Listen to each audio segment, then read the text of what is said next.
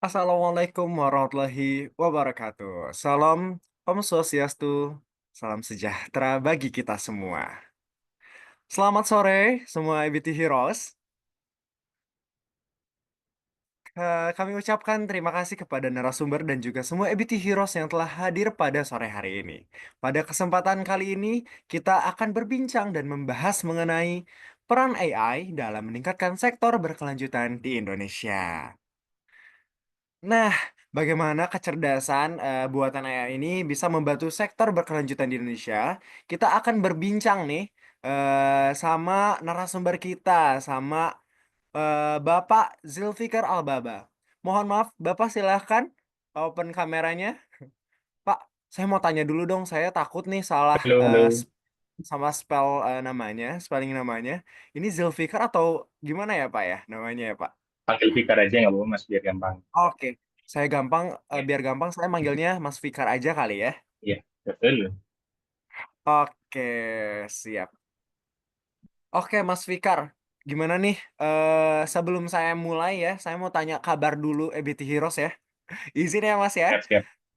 Nah, EBT Man, Heroes bagaimana kabarnya pada hari ini? Gimana kabarnya nih EBT Heroes? Dan gimana perasaannya ikut mengikuti talk show pada sore hari ini? Baik, nih luar biasa ini keren banget nih. Boleh pakai angka? Ada angka satu itu berapi-api banget. Yang kedua sangat lovely sekali gitu ya. Nah, luar biasa nih. Kita cek dulu semangatnya. Nomor dua. Ya, Bapak Meirandi Napo nih keren. Lagi semangat juga nih ya kayaknya. Penasaran kayaknya sama apa yang akan kita berbincangkan pada sore hari ini. Oke, wah keren-keren nih kayaknya udah nggak sabar semua ya. Oke, setelah saya perkenalan diri saya sendiri ya, saya ingin memanggil mungkin beberapa peserta untuk perkenalkan dirinya masing-masing. Saya tunjuk random atau ada yang mau jadi volunteer nih buat perkenalan diri. Ada yang volunteer atau saya mau tunjuk langsung? Biasanya kalau misalkan saya tunjuk, rasanya hati tuh nggak tenang gitu ya. Oke, saya lihat nih. Saya panggil kali siapa ya? Mas Fatih? Mas Fatih ada? Ya, halo. Ada apa ini? Oke, silakan Mas.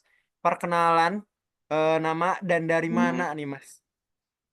Oh, saya masih mahasiswa di Institut Teknologi Perusahaan Listrik Negara. Wah, Iya, luar biasa. iya Salam materinya kenal hari ya ini. Mas Fatih ya.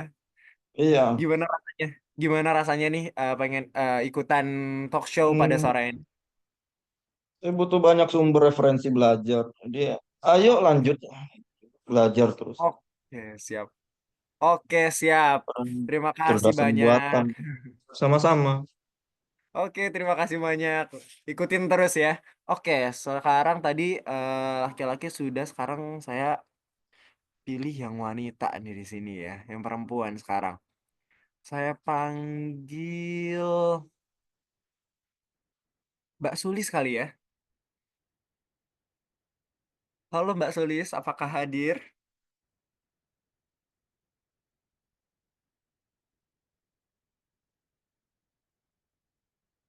Oh, kayaknya nggak ada ya. Kayaknya Mbak Sulisnya belum bisa buat on cam atau open mic. Hadir Kak, izin belum bisa menyapa. Nggak apa-apa, masih di jalan. Hati-hati Mbak Sulis. Oke, siap, nggak apa-apa. Izin untuk memperkenalkan speaker pada sore hari ini.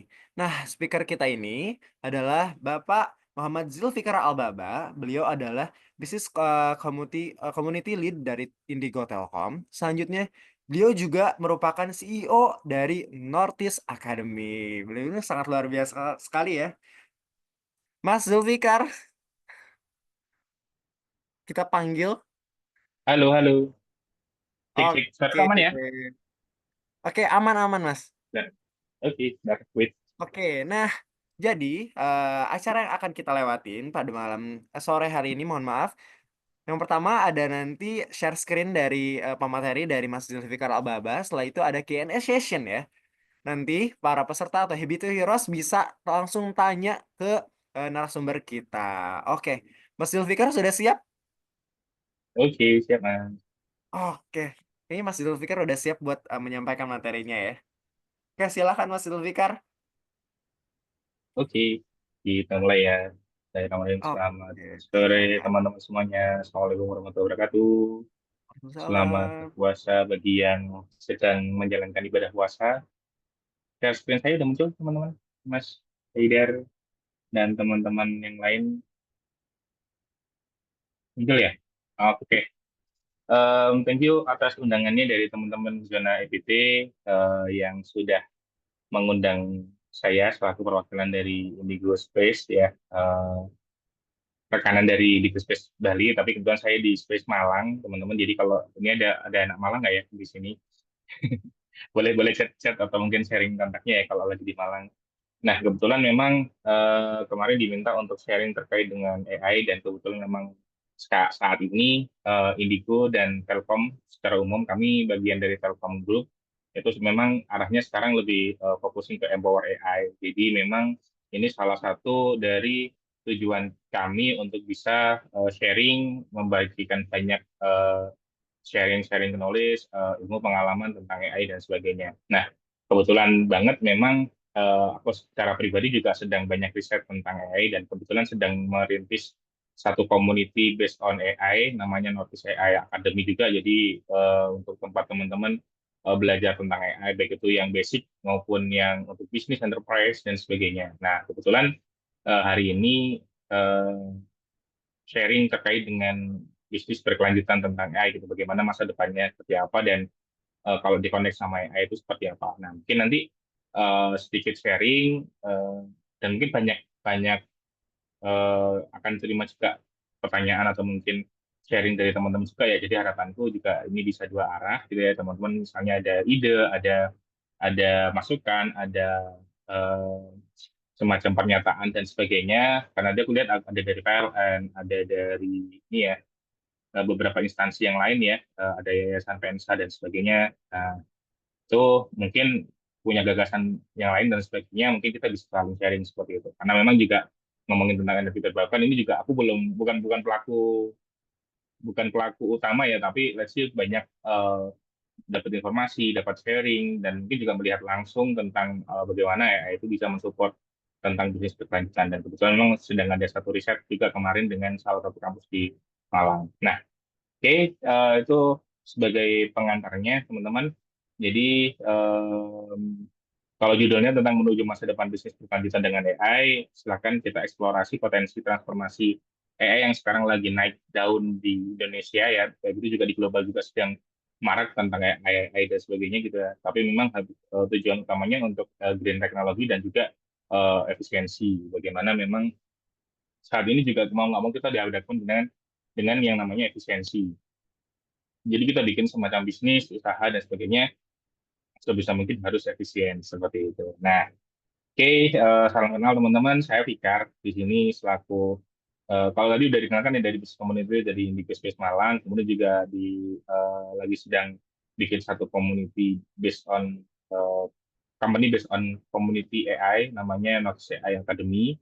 Nanti aku akan juga cerita sedikit gitu ya, kemudian juga tentang di Bigo dan sebagainya, kemudian juga lebih banyak beraktivitas di Malang, jadi community startup di Malang namanya Stasiun dan beberapa aktivitas yang lainnya. Dan kita sedang ngajar di uh, Brawijaya dan juga di Vokasi sebagai practitioner lecturer.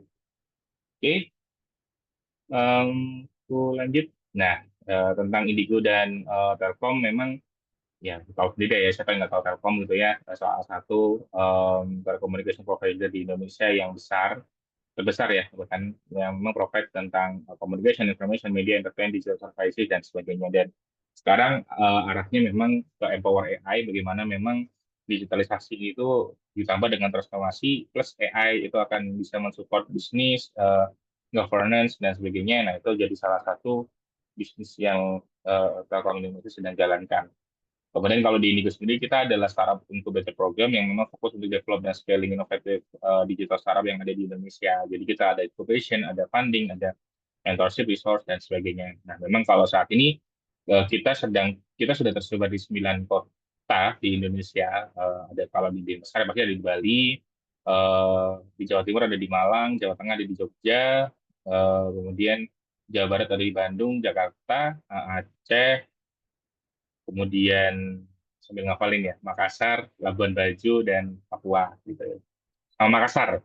Nah, terus semoga nggak ketinggalan. Jadi ada 9 kota. Nah, memang kita lebih banyak sekarang event-eventnya di AI. Jadi nanti silakan kunjungi Instagramnya aja. Nanti kita banyak kegiatan-kegiatannya tentang AI juga gitu. Silakan diikutin. Oke.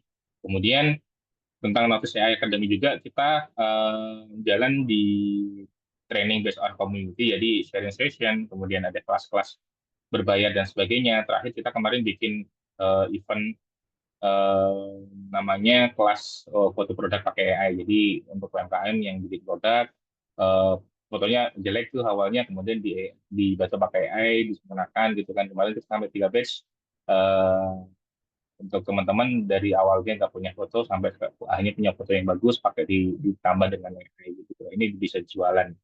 Nah, kita ada di 3 bisnis, ada pelatihan AI komprehensif, ada konsultansi bisnis AI, dan juga akselerasi implementasi dan eh, pertumbuhan penggunaan AI. Gitu. Jadi kita kayak semacam fasilitator juga untuk bisnis yang mau jalan transformasi AI kayak gitu. Bisa kunjungi aja di www.markus.ai. Oke, itu sekilas tentang apa yang sedang saya jalani. Dan kebetulan memang aku lagi join riset ya, riset sama teman-teman di BINUS Malang untuk bikin satu bisnis model, dan kebetulan memang nyambung ya, ngomongin sustainability, ada digital sustainability business model ya, di mana memang di sini kita focusing terhadap bagaimana yang sudah ada ya, ada bisnis model canvas, ada bisnis model template dan sebagainya, yang nantinya ditambahkan dengan teknologi dan sustainability akhirnya menjadikan sebuah bisnis yang berkelanjutan, dan pastinya juga ngomongin bidang teknologi, efisiensi dan sebagainya. Ini kebetulan memang bukunya masih on progress untuk publishing. Kalau misalnya nanti sudah rilis, mungkin nanti bisa aku share ke teman-teman juga gitu. Tapi ini gambaran, sorry hilang. Oke. Nah, jadi memang ini jadi salah satu platform yang kita juga sedang sedang riset ya. Jadi ini juga mungkin kalau teman-teman sesuai nanti boleh kita sharing mulai dari definition stage, desain sampai ke result seperti itu. Nah, bagaimana memang perjalanan menuju mulai berbisnis yang lebih berkelanjutan dan melibatkan teknologi digital startup. Jadi memang segmennya kalau yang riset yang kemarin aku bikin fokusnya ke startup digital seperti itu. Nah, kemudian yang kita pakai ada people transition, business model canvas, business model template, sampai ke digital sustainable business model. Nanti aku share lah kalau misalnya. Ya, oke. Oke, kita langsung fokus ke topik ya, topik utama ya. Jadi ngomongin tentang bisnis berkelanjutan di Indonesia gitu kan, ngomongin tentang sustainability bisnis yang ada di Indonesia. Bagaimana memang praktik bisnis yang memang saat ini kalau bahasanya kan tanpa mengorbankan generasi mendatang, akhirnya memikirkan jangka panjang gitu kan, bagaimana anak cucu cicit kita nanti bisa terus apa bisa hidup, bisa menikmati apa yang sekarang kita juga lakukan, juga bagaimana juga dengan hal-hal yang kita harus seimbangkan seperti aspek ekonomi, sosial, dan lingkungan. Nah, itu yang kita ngomongin berkelanjutan. Mungkin teman-teman juga secara basic juga paham ya konsepnya seperti itu. Jadi mungkin bisa nanti kita lebih ekspansi di situ. Kemudian trennya bagaimana sekarang di tren Indonesia lagi sering investment juga ya, kepatuhan terkait dengan ESG, environment, sosial dan governance. Kemudian juga bagaimana konsumen sudah mulai lebih sadar lingkungan, dan bagaimana pemerintah juga menetapkan target carbon neutral di 2060 gitu kan. Tantangannya memang ngomongin di Indonesia ya, kita keterbatasan teknologi, infrastruktur, pasti ketinggalan dengan kota-kota lain yang lebih maju gitu ya. Tapi paling nggak kita sudah bisa mengimbangi untuk teman-teman untuk negara-negara di level menengah.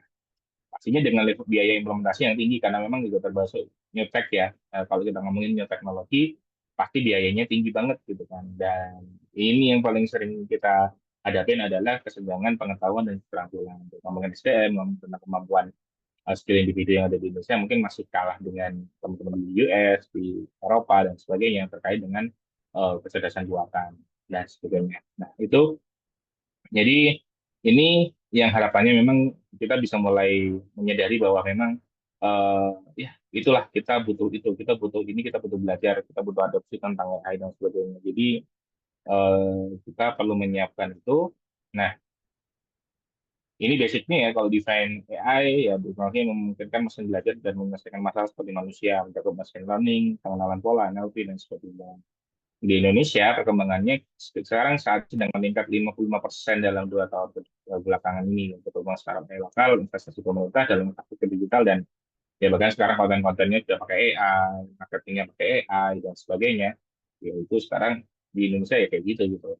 Kemudian potensinya optimalisasi sumber daya, pengurangan limbah. Ini yang untuk sustainability ya, prediksi risiko lingkungan dan sebagainya. Dan ya targetnya memang dari 60 carbon netral, prediksi risiko juga lebih akurat dan efisiensi secara global. Itu yang diharapkan secara ke depan. Oke, nah kalau saya terlalu cepat teman-teman boleh di raise hand atau boleh disampaikan ya, Mas ini nyampaikan terlalu cepat, aku nggak paham. Boleh nanti bisa di recall kayak gitu. Kita saling sharing aja. Nah, kita ngomongin tentang AI untuk efisiensi operasional.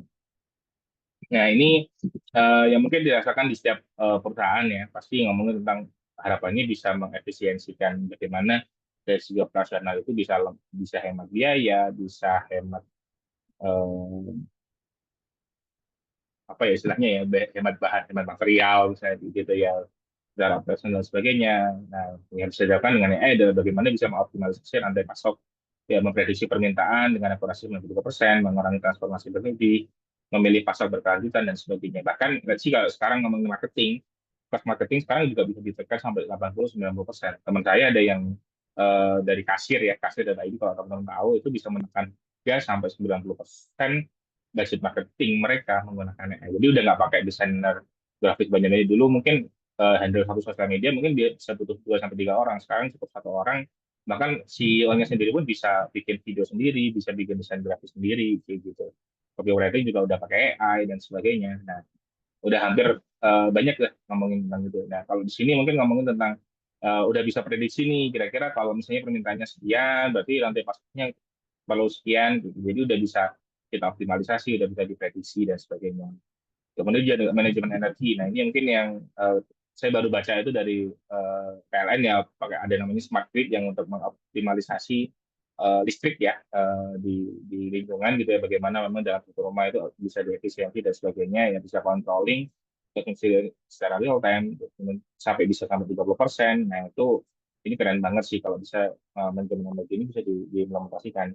Kemudian ada pengurangan limbah. Nah, ini bisa diakomodir juga karena memang kalau kita udah pakai AI udah bisa ngukur gitu kan. Oh ini penggunaannya sekian, potensinya limbahnya sekian, bisa dialihkan kemana aja, bisa kita ubah dari apa dan sebagainya, kayak gitu juga bisa dianalisa. Oh ini limbahnya ini akan keluar jadi apa, akan diimplementasikan kemana dan sebagainya. Jadi itu ada sistemnya sendiri. Oke. Nah, kalau ngomongin tentang AI sebagai pengambilan keputusan, ini juga di beberapa perusahaan juga bahkan pun di tempat itu juga sama gitu. Ketika ngomongin eh, kita udah punya data banyak, data pelanggan, data user, data em, eh, orang yang menggunakan sistem kita, aplikasi kita atau produk kita, gitu kan ya. Itu kita kumpulkan semuanya, kita bisa analisis gitu kan data studies. Mereka suka nih apa paling banyak apa.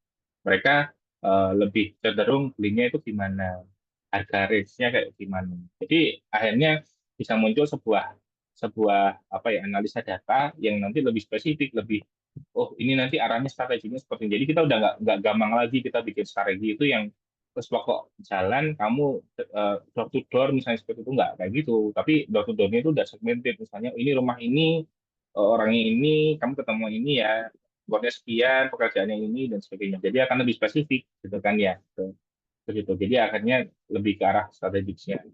Kemudian prediksi resiko lingkungan. Nah, ini yang ngomongin tentang environment ya pasti ya, ngomongin sustainability pasti harus ngomongin tentang lingkungan. Bisa jadi lingkungan hidup, pembuangan limbah dan sebagainya tadi gitu ya. Ya bagaimana kita bisa mengurangi resiko-resiko itu. Ya, bahkan mungkin juga bisa kita olah lagi dari limbah-limbah yang bisa di recycle, bisa jadi hal-hal yang baru kayak gitu kan, produk baru bahkan yang punya nilai tambah juga gitu.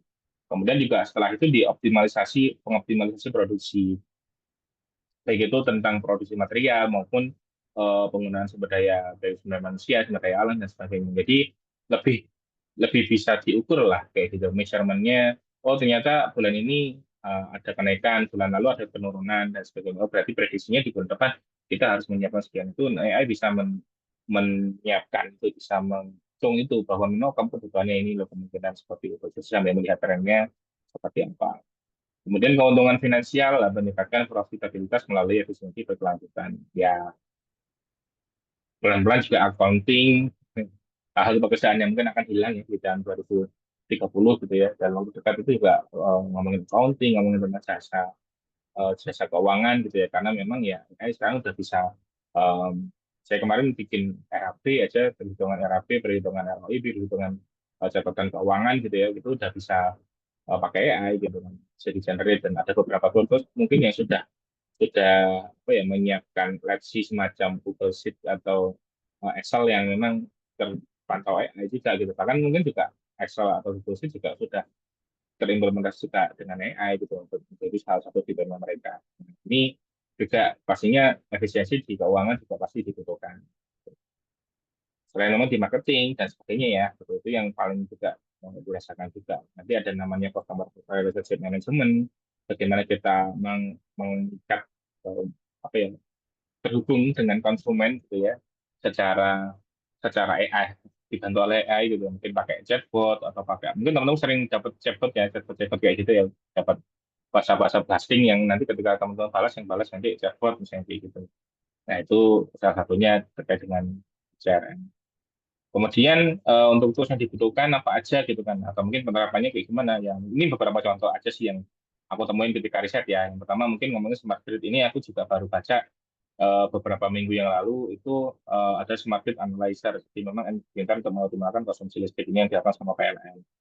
Kemudian waste to resource on factor. Jadi untuk mengidentifikasi peluang pemanfaatan limbah industri sebagai bahan baku alternatif.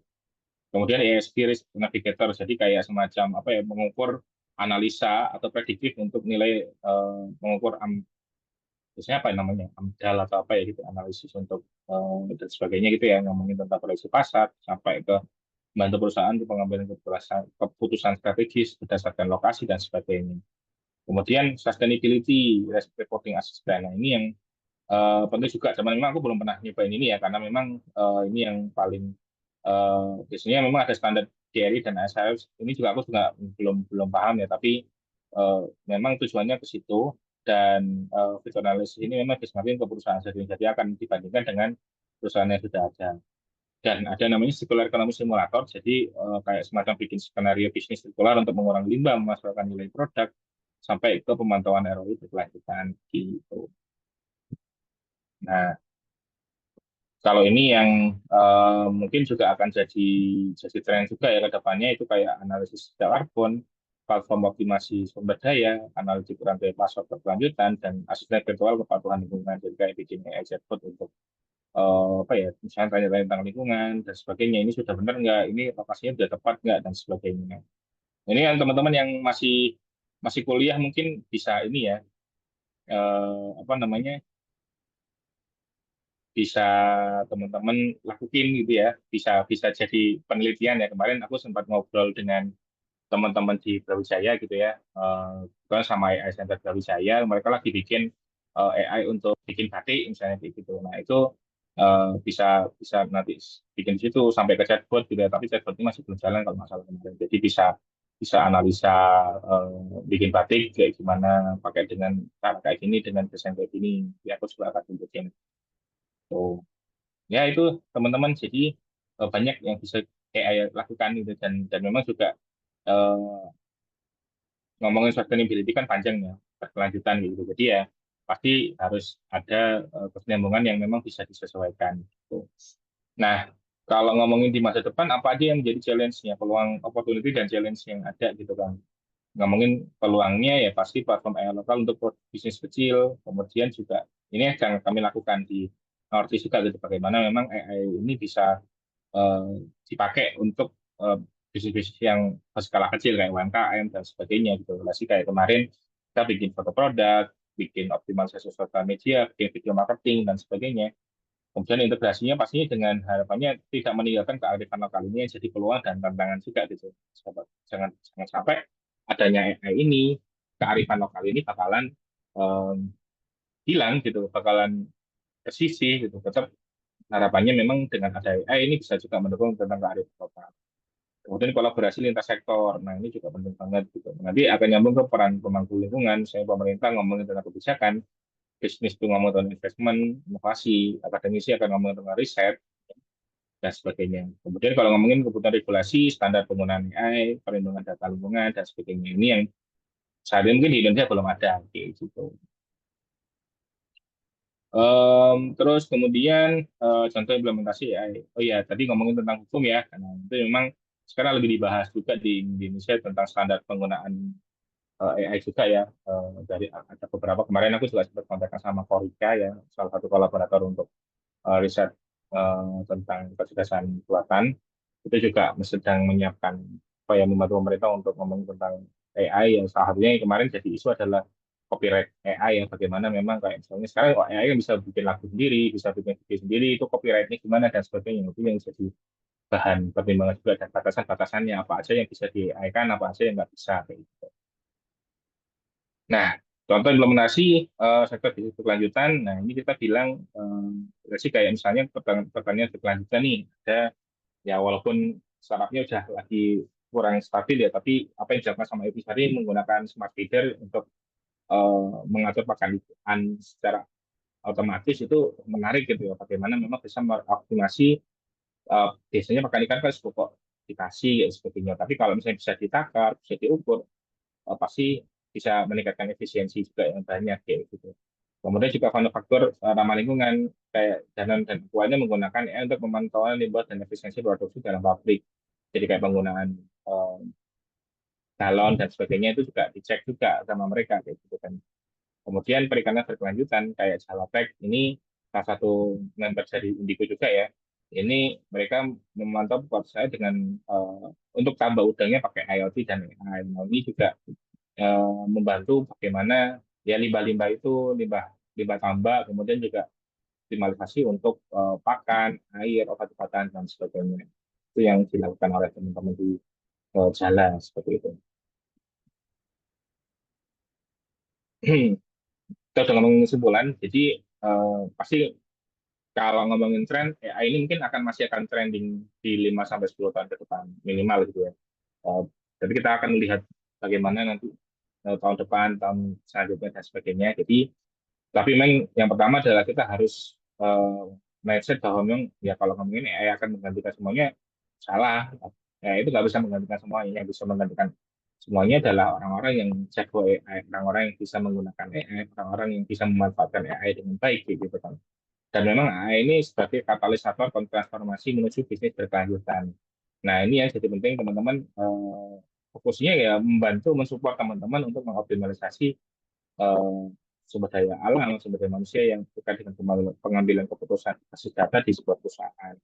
Jadi jangan jangan sampai beranggapan bahwa oh nanti kita akan digantikan. Pasti kan awal-awal ada AI kan pasti kamu akan digantikan sama AI dan sebagainya. Kayak kemarin sempat kami di Malang juga AI akan menggantikan seorang desainer ya benar gitu. Kalau kalian nggak mau up to date dengan AI ya pasti akan digantikan. Masih kemarin foto produk biasanya kita bayar foto produk satu orang bisa 2 sampai 3 juta sekali foto gitu ya.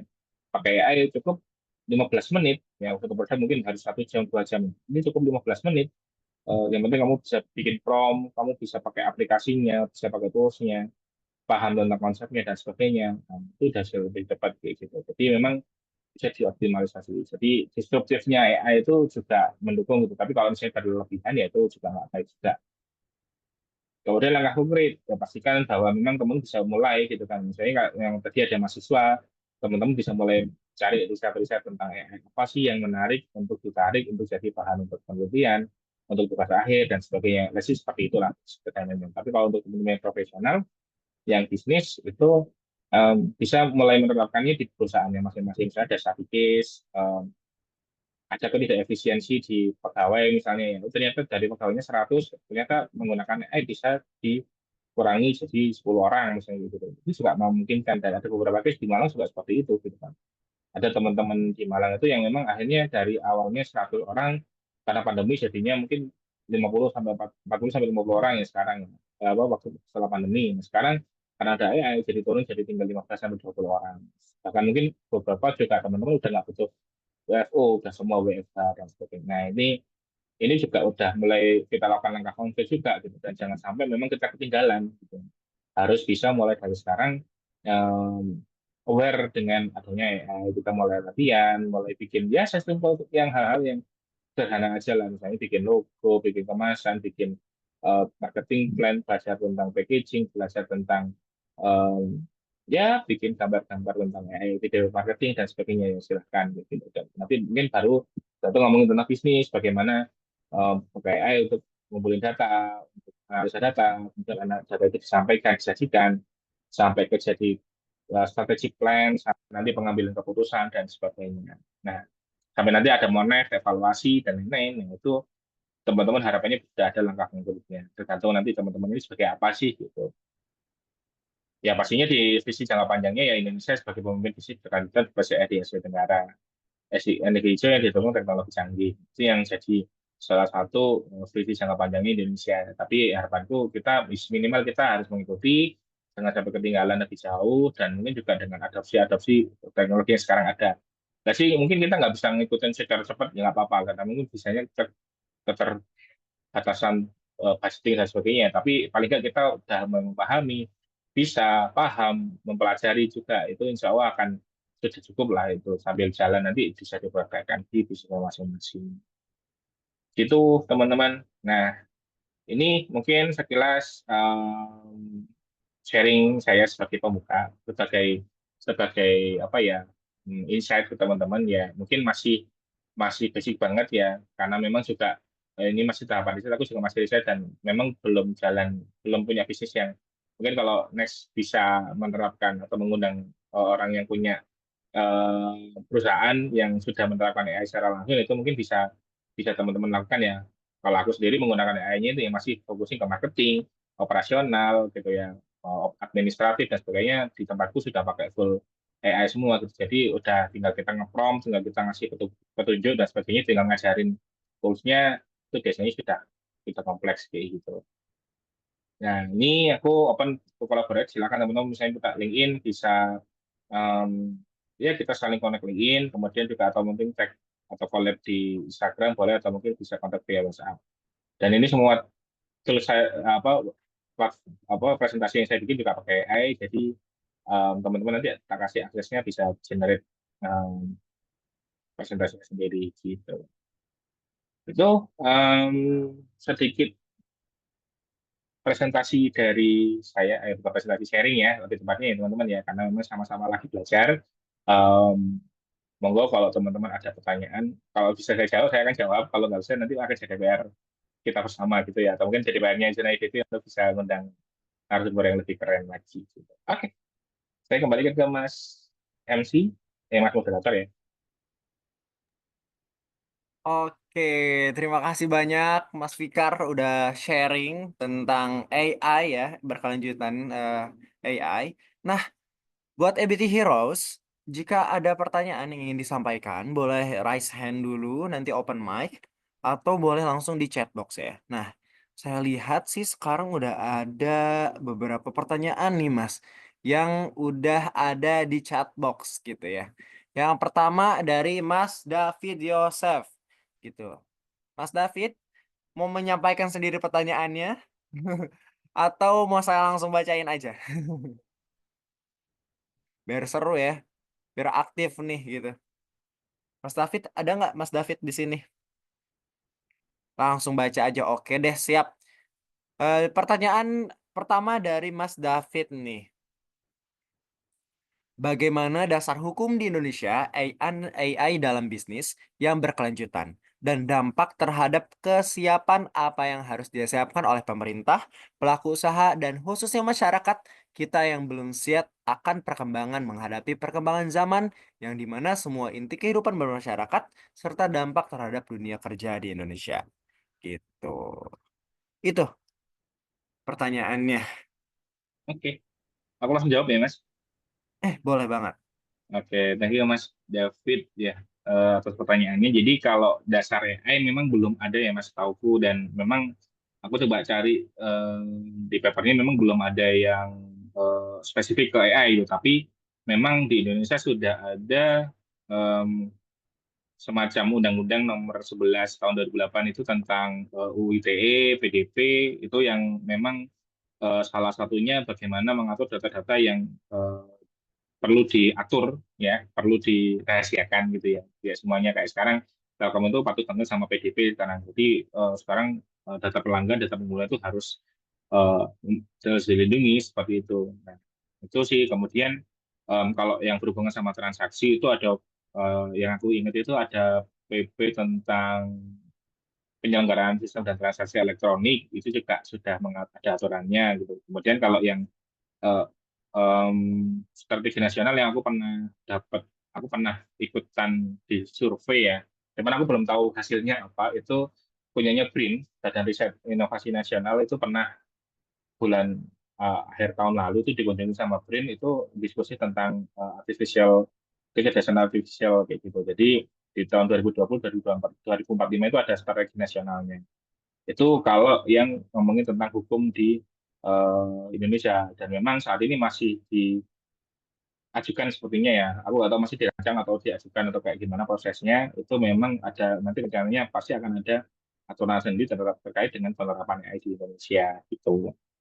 Terus kesiapannya apa yang dilakukan ya pastinya kalau pemerintah sendiri ya pasti menyiapkan regulasinya gitu ya. Bagaimana em, ya harus bisa lebih jelas, jangan sampai ada pasal-pasal atau aturan-aturan yang sifatnya plastik apa elastis ya. Jadi kadang ada aturan-aturan yang kurang jelas dan sebagainya. Jadi memang harus lebih jelas. Misalnya ini bidang ini nggak boleh lo pakai AI, oh ini lo penggunaan itu maksimal ini dan sebagainya. Kayak kemarin ya sesimpel kita teman-teman buka WhatsApp kemudian bikin stiker ya, sering dapat stiker kemudian stikernya gambar orang gitu. Itu kan kalau misalnya orang itu nggak suka dijadiin stiker itu pernah bisa diadukan, ada hukumnya sendiri gitu kan, ada apa namanya, ada pasalnya sendiri. Jadi ya sesimpel itulah gitu. Nanti kalau kita bikin AI, misalnya kita bikin AI merubah, kan sering kemarin itu sampai sampai disalahgunakan kan untuk kampanye, untuk beli campaign, untuk menyebarkan video-video yang kurang baik dan sebagainya. Nah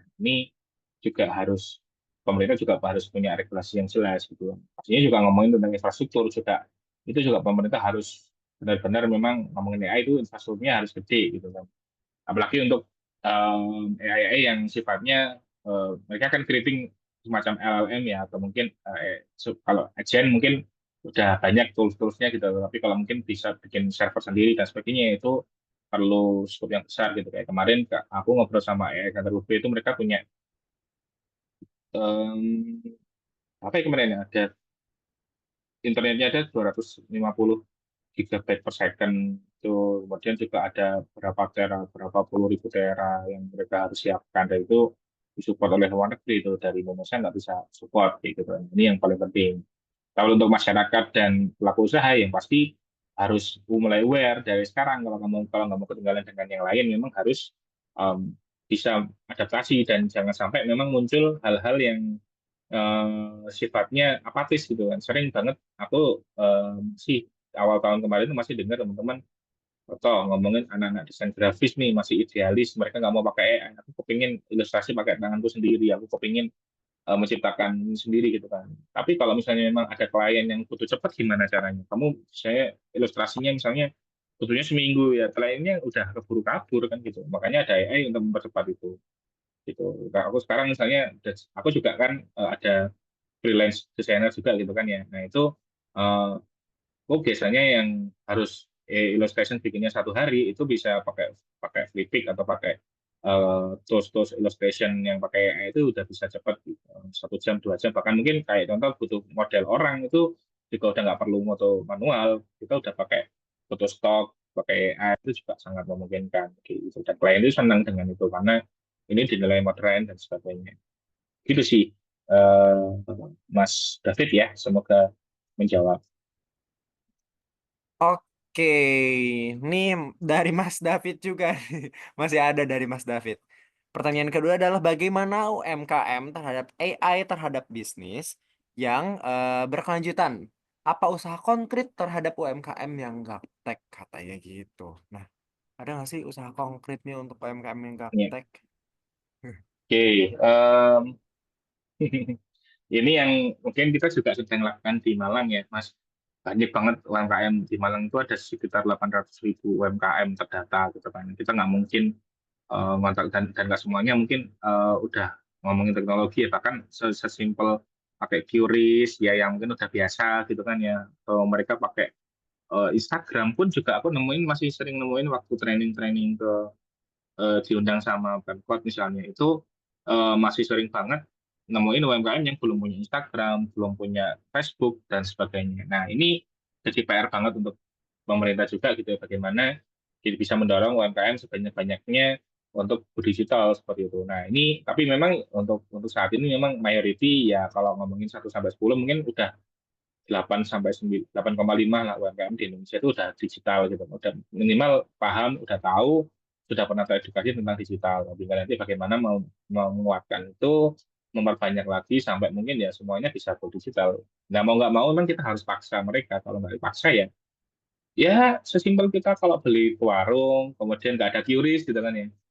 Kita belinya 5.000, kita punya uangnya 100.000, nyari kembaliannya itu lama dan sebagainya, itu kan nggak efektif gitu kan. Kalau sekarang alternatifnya kalau nggak punya kembalian ya pakai kiri saja mas. Bahkan aku pun sekarang yang orangnya mungkin cashless ya udah nggak pakai uang, cuman bawa uang cash buat bayar paket doang kayak gitu kan. Nah itu mungkin juga harus harus mulai apa ya, teman-teman UMKM juga udah mulai harus bisa transformasi digital sector lagi gitu untuk yang masih gaptek. Dan biasanya yang gaptek itu yang sorry ya ngomongin yang mungkin sudah senior atau sudah berumur, itu biasanya memang harus ada generasi berikutnya yang menyiapkan atau mungkin timnya atau mungkin perwakilan yang ada di bisnisnya dia.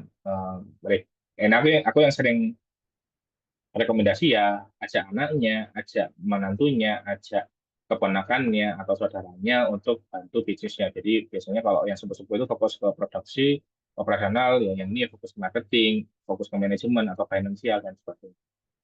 Gitu. Semoga jawab ya, Mas. Intinya ya PR banget untuk bisa teman-teman yang gaptek itu bisa kita sadarkan untuk melakukan transformasi digital. Itu sih. Oke, siap Mas David. Udah terjawab Mas David? Oke, terima kasih katanya Mas. Oke, selanjutnya ada pertanyaan dari Mas Fatih Fajar. Ada pertanyaan sejauh apa AI bisa mengelola efisiensi operasional? Tentunya memerlukan banyak langkah-langkah dalam mengelolanya. Apa saja upaya-upaya pengguna AI bisa mengoptimalisasi urusan pekerjaan manajemen dan mengambil keputusan? Itu.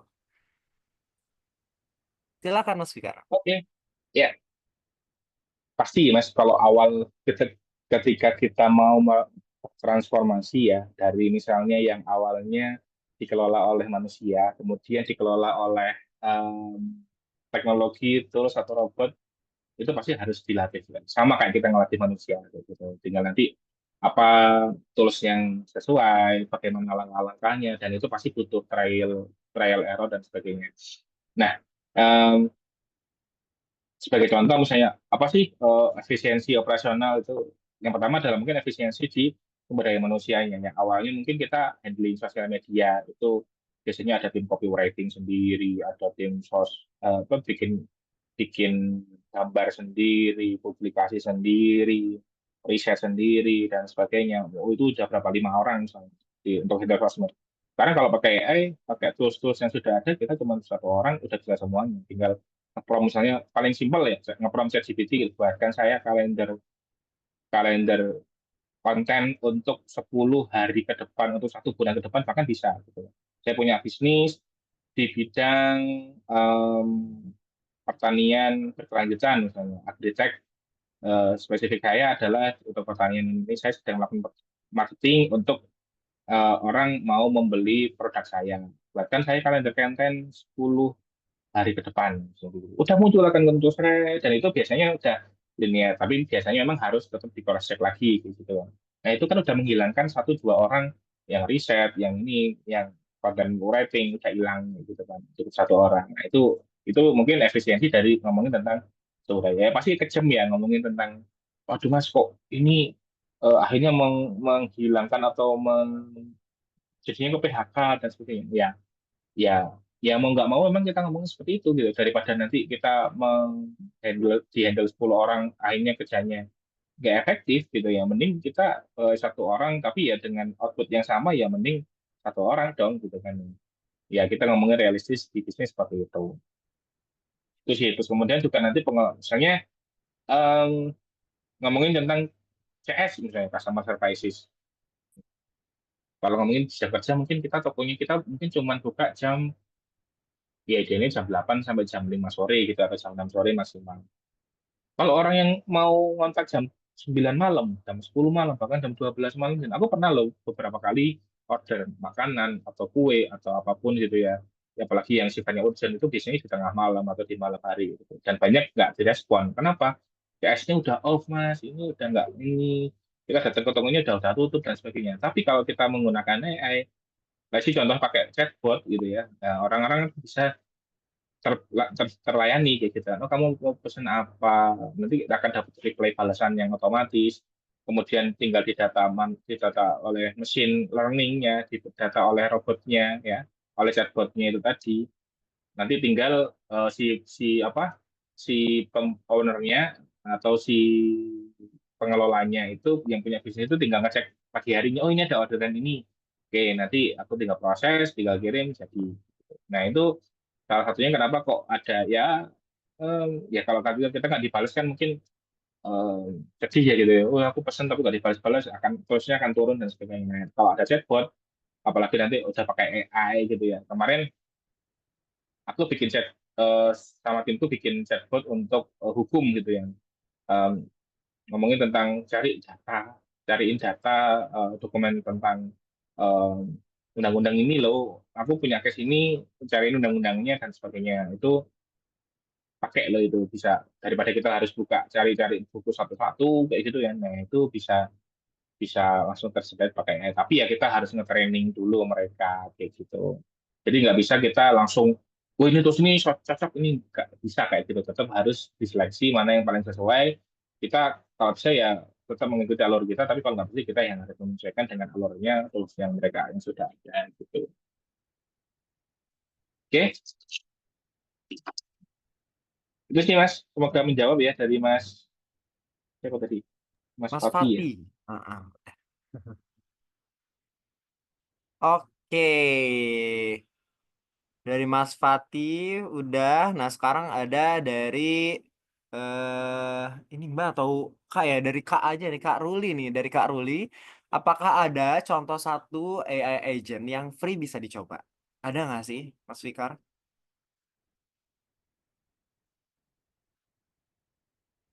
Mohon Sorry maaf sorry masih belum. ini. Sorry sorry. Oke, Oke, aman. ini ada di grup juga, di chat juga ada reporting juga. Nah, itu bisa bisa nanti Mas Hanif juga akan cerita ya, boleh boleh banget cerita gitu. Nah, kalau yang aku kemarin sama em, aku sebenarnya ada dua sih, satu yang untuk kantor tapi aku nggak bisa ngasih tahu karena internal sih ya. Yang bukan kantor sih, sorry, sama sama partner gitu. Itu ada satu agen, ada lagi satu kemarin sama FWB, cuman aku lupa ininya linknya. Cuman yang kemarin aku bikin, bukan bikin, aku support untuk trainingnya itu ada ini yang sama Brawijaya. Jadi bikin chain batik gitu. Jadi kita bisa generate batik-batik apa yang kita butuhkan kayak gitu. Dan memang ini masih dikembangkan terus ya. Nanti juga ada chatbot dan sebagainya. Ada pertanyaan-pertanyaan atau ada mock up-nya juga kayak gitu. Jadi ini yang kemarin dibikin kolaborasi sama eh, Brawijaya gitu. Nah, ini servernya lagi kurang bagus kayaknya. Jadi kalau bisa lancar sih bisa nge-prom di sini ya, bahkan saya desain batik, motif batik kekinian, gaya apa, smiley atau nanti pakai logo dan sebagainya itu juga udah bisa. Tapi ini kayaknya masih trouble deh. Ntar tak minta ini. Dan follow.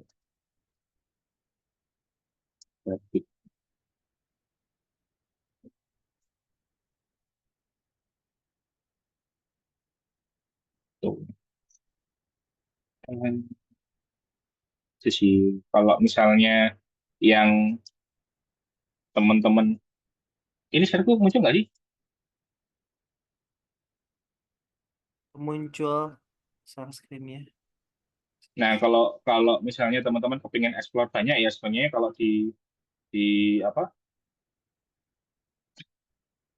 di ChatGPT sih udah banyak banget ya di sini juga bisa dipakai misalnya kayak untuk education untuk research analyst gitu kan untuk programming sorry itu sih jadi ini tinggal diklik yang explore yang GPT itu ini bisa digunakan kok jadi kayak misalnya contoh untuk planning.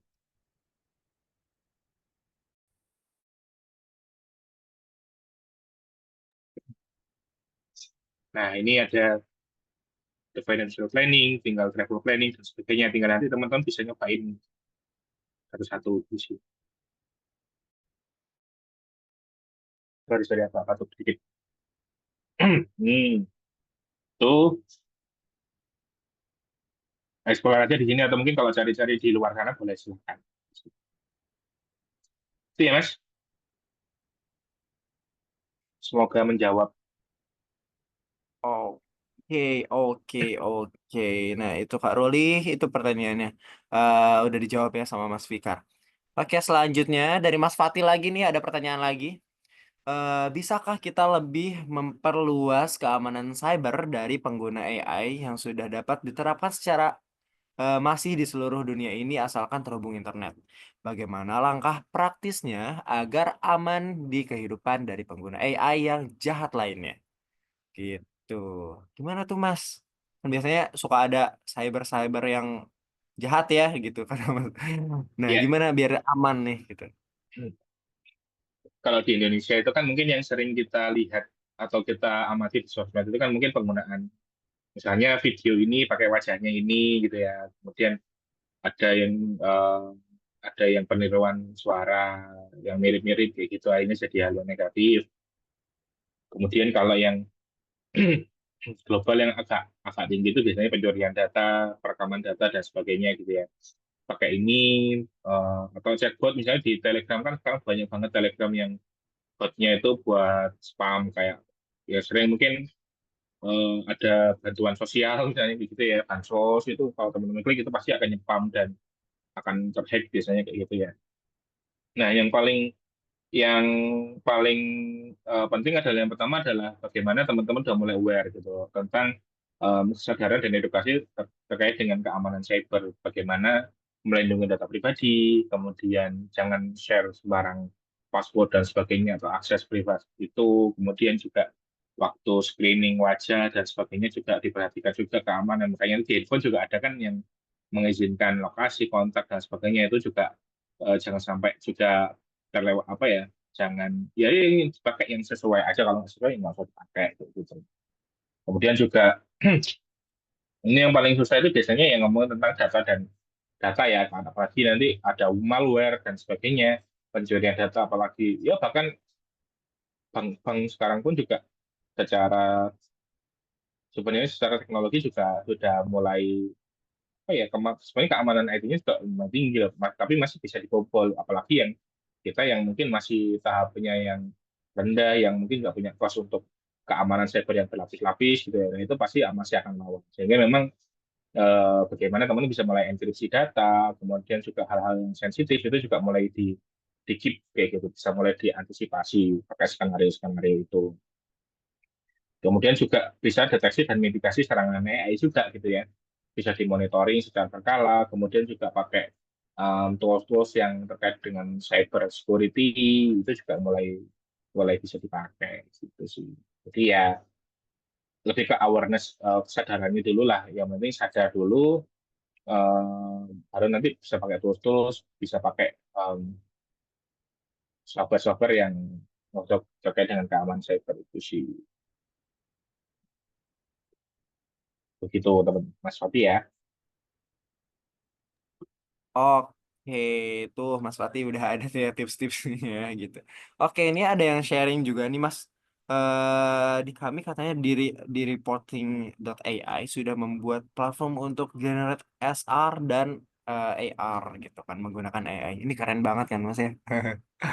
Oke, untuk IBT Heroes apakah ada yang ingin ditanyakan kembali? Mumpung kita masih ada waktu buat Q&A-nya di sini gitu. Silahkan langsung raise hand atau open mic. Boleh. Apakah ada?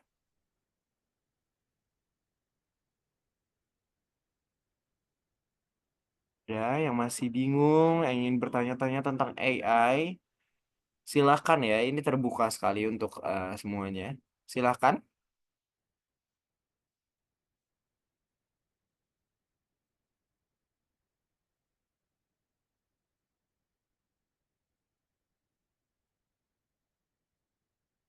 Masih belum ada lagi nih yang mau bertanya.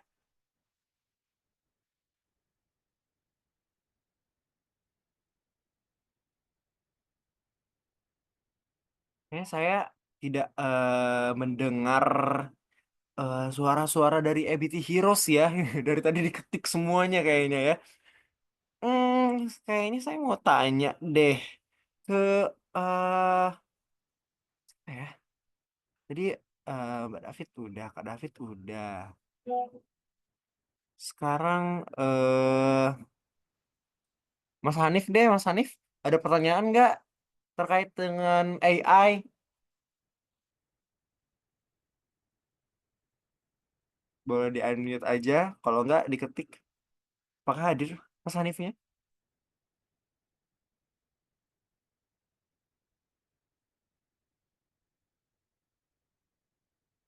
Sorry, Mas Hanif juga tidak ini ya, eh, sedang tidak bisa mengetik atau sedang ada kegiatan lain. Nah, sembari kita nunggu ada pertanyaan dari yang lain, izin untuk iklan sebentar untuk memaksimalkan produktivitas tanpa batas dengan Zona IBT AI. Dengan investasi sebesar 129.000, Anda dapat mengoptimalkan berbagai mode AI canggih seperti ChatGPT, OpenAI, Gemini, DeepSeek, Meta, dan Claude secara bersamaan. Zona BTAI ini mendukung berbagai kebutuhan produktivitas, pengelolaan data sederhana hingga kompleks, pembuatan dokumen dan presentasi, problem solving secara efisien, dan lainnya. Nikmati 6 fitur unggulan yang dirancang untuk meningkatkan kinerja dan efektivitas kerja Anda. Saatnya bertransformasi dengan zona BTAI untuk hasil yang lebih optimal. Dan juga untuk BT Heroes, jangan lupa buat follow media sosialnya Zora EBT. Nih ada pertanyaan lagi nih dari Mas Hanif. Menurut Mas Fikar, apakah perlu Indonesia membuat model sendiri seperti DeepSeek dan lain-lainnya? Bagaimana tuh, Mas Fikar? Kan katanya udah mau ada ya yang sahabat AI itu ya, yang kemarin sempat digencarkan oleh Pak Luhut ya. Kalau aku sih memang antara perlu nggak perlu ya. Yang pertama kalau mungkin perlu mungkin lebih ke arah bagaimana itu akan menjadi satu branding atau reputasi ya kalau kita bisa bikin sendiri gitu. Tapi kalau misalnya memang itu ternyata ujung-ujungnya dikerjakan oleh orang asing atau mungkin tinggal duplikat doang atau tinggal ngambil tools yang sudah ada kemudian kita tinggal rebranding atau ganti kulitnya doang ya percuma kayak gitu. Jadi mending saranku sih mengimplementasi yang paling sudah ada di luar, kita implementasi yang lebih tepat guna, yang lebih bermanfaat seperti itu sih. Misalnya let's say kayak agent yang lebih menarik, lebih oke gitu ya. Kemudian juga lebih sesuai dengan peruntukannya misalnya untuk bisnis, untuk bahkan ke green technology atau efisiensi dan sebagainya. Nah itu yang mungkin lebih tepat sih. Jadi nggak saran untuk saat ini mungkin nggak terlalu penting ya gitu ya. Kecuali kalau memang ada urgensi kebutuhan yang mungkin ke GPT, Gemini atau DeepSeek itu nggak bisa ngakses atau mungkin nggak tahu kearifan lokalnya, nah kita mungkin bisa bikin yang versi kearifan lokal itu juga nggak apa-apa. Itu sih bisa juga bikin selama teman-teman mampu ya gitu karena kan kayak kemarin ngomongin batik itu aja mereka teman-teman di Telkom UB itu harus ngumpulin 100.000, berapa ya, 10.000 tuh 100.000 sampling gitu kan, untuk bisa nge-training si AI-nya. Apalagi nanti kalau kita bikin LLM dan sebagainya, itu pasti datanya akan lebih besar banget gitu. Oke, itu sih. Untuk pemula, apakah lebih worth untuk belajar no-code AI agent atau code mas? Nah, kalau pemulanya ini pemula anak informatika atau pemula non informatika gitu. Kalau yang non informatika saranku ya no-code. Banyak kan sekarang no-code udah tersedia gitu kan. Kalau misalnya memang bisa ngoding dan sebagainya ya nggak apa-apa, coba aja pakai pakai eh, manual code juga silahkan gitu. Terserah teman-teman sih, tergantung dengan kemampuan. Kalau merasa mampu ya udah silahkan. Tapi kalau misalnya kepengen yang lebih cepat, kepengen yang lebih lebih implementable, lebih apa ya, ya belajarnya nggak terlalu butuh banyak waktu, ya pakai yang eh, no code aja itu udah cukup sih menurutku. Oke, thank you Mas Hanif, semoga menjawab pertanyaan. Oke, tuh ada lagi nggak tuh? Ada rekomendasi low code or no ke Kode nggak katanya? Kata Mas Hanif tuh pertanyaan baru nih kayaknya. Rekomendasinya.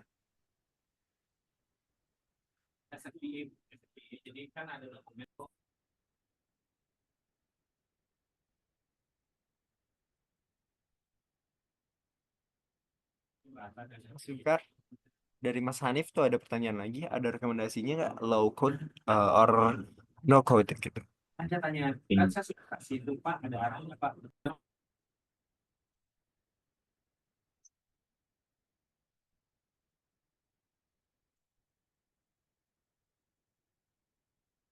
Halo, halo. Halo, halo. Iya, Mas. Oh ya, oke. Ya, kalau kalau yang aku pernah belajar, pernah nyoba itu, kalau agent itu coba pakai Make ya, make.com. Di .com. Ya, aku share screen bentar.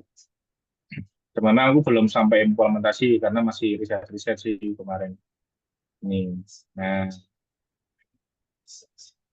ini kamu bisa connecting beberapa tools yang Oh. nggak ada sih, kayak misalnya suaraku muncul kan?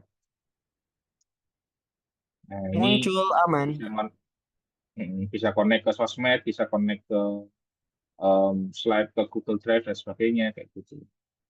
Jadi kayak contoh misalnya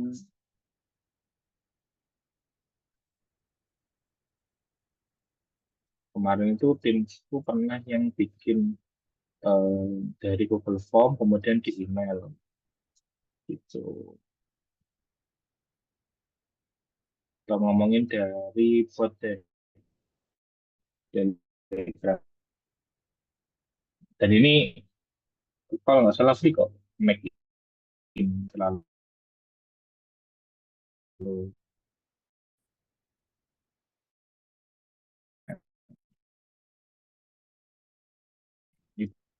yang lain, ya ini hilang ya. Mungkin kita dari Google Sheet itu blasting via Telegram, kemudian post new Telegram message on Discord, bisa nanti create post blog sebagainya, itu juga bisa submit. Jadi coba aja teman-teman. Hmm. Biasanya tinggal nyambung API nanti tinggal di running dan lain-lain sih. Ada triggernya apa gitu. Itu ya. Kalau Airtable ini semacam Google Form. Ya, nanti ada sheet-nya dan lain-lain sudah all in. Oke, thank you sama-sama Mas Ani. Oke, Ada banyak. terima kasih banyak ya, Mas Fikar. Bagaimana? Nggak apa, aman-aman. Oh, aman, aman. Oke, terima kasih banyak ya untuk Habity Heroes yang udah memberikan pertanyaan, dan terima kasih juga buat Mas Fikar nih udah memberikan sharing ilmu yang sangat luar biasa tentang AI dan telah menjawab pertanyaan-pertanyaan dari Habity Heroes. Terima kasih banyak ya Mas Fikar ya. Terima kasih banyak. Berikan apresiasi Nah, untuk Mas Fikar sebagai speaker pada sore hari ini sebelum berbuka ya. Berikan terima kasih apresiasi Mas yang luar Fikar. biasa. Terima kasih Mas Fikar, terima kasih. Terima Ya. kasih banyak. Oke, setelah kita tadi mendengarkan materi tentang AI dari Mas Fikar, kita kan tadi udah ada menyebutkan tentang Indigo ya, gitu. Nah, Indigo Telkom ini tuh apa sih, gitu? Nanti mungkin ada teman-teman EBT Heroes yang bertanya-tanya tentang Indigo Telkom ini apa gitu. Nah, ada yang akan menjelaskan nih, namanya Mas Sebastian Yogi dari Indigo Space gitu. Mas Sebastian Yogi, kita Halo, panggil aja ya, Mas Sebastian. Halo. halo Kak, kedengaran nggak Kak suara saya Kak? Aman, kedengeran. Aman, Oke, aman, aman. siap-siap. Oke, silakan Mas Sebastian. Oke, terima kasih banyak kesempatannya Kak. Senang banget bisa hadir di webinar ini. Saya ucapkan terima kasih kepada tim Suna EBT yang telah menyelenggarakan event ini, kepada Kak Fikar yang telah mensukseskan dengan menjadi pembicara, dan kepada peserta yang hadir di event ini.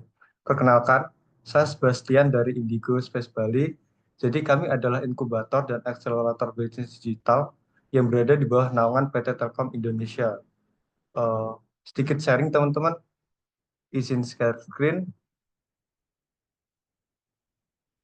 Nah, sedikit. Jadi di Indigo ini eh, di tahun ini kami sedang berfokus mengadakan kegiatan berbasis AI. Nah, Maaf Mas, share screen-nya belum muncul. siap. Apakah Oke. sudah terlihat? Oke, sudah siap. Boleh di fullin aja Mas. Siap.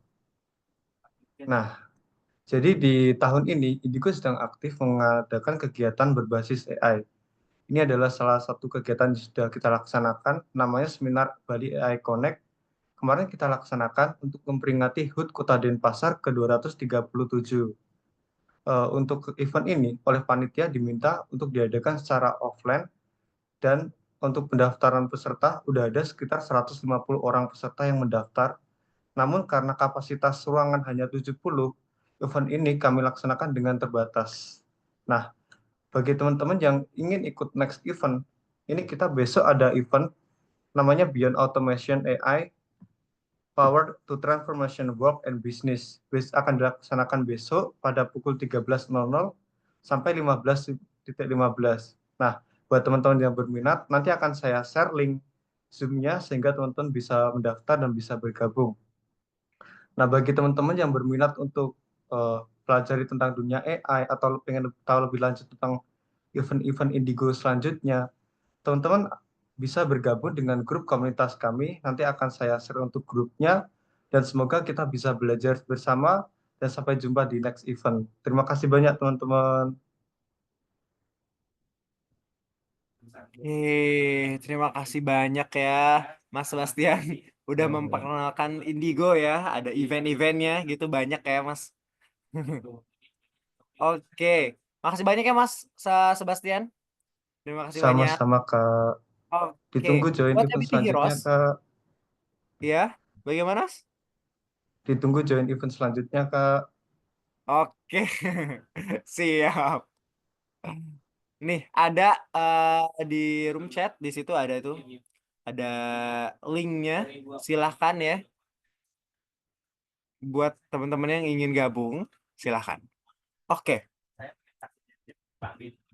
terima kasih banyak EBT Heroes yang telah memberikan waktunya untuk join pada sore hari ini.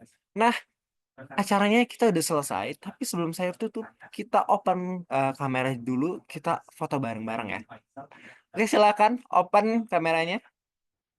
Silakan open dulu kameranya, kita foto bareng-bareng di sini.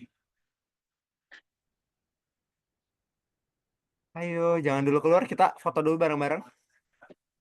Oke, kita hitung mundur. 3, 2, 1. Sekali lagi. 3, 2, 1. Oke, terima kasih banyak kepada BT Heroes yang telah hadir pada sore hari ini. Dengan demikian, berakhirlah sudah acara pada sore hari ini. Kami mengucapkan terima kasih banyak kepada seluruh ABT Heroes yang telah mengikuti acara sore hari ini dari awal hingga akhir. Kami juga mengucapkan mohon maaf yang sebesar-besarnya apabila terdapat salah kata atau salah perbuatan yang kurang berkenan di hati teman-teman sekalian. Akhir kata, saya Nova Gibran Haidar Rahman, selaku fasilitator, pamit undur diri. Wabillahi taufiq wal hidayah. Wassalamualaikum warahmatullahi wabarakatuh. Salam, Om Santi Santi Om, dan salam kebajikan. Bye semuanya. Sampai bertemu kembali di event selanjutnya.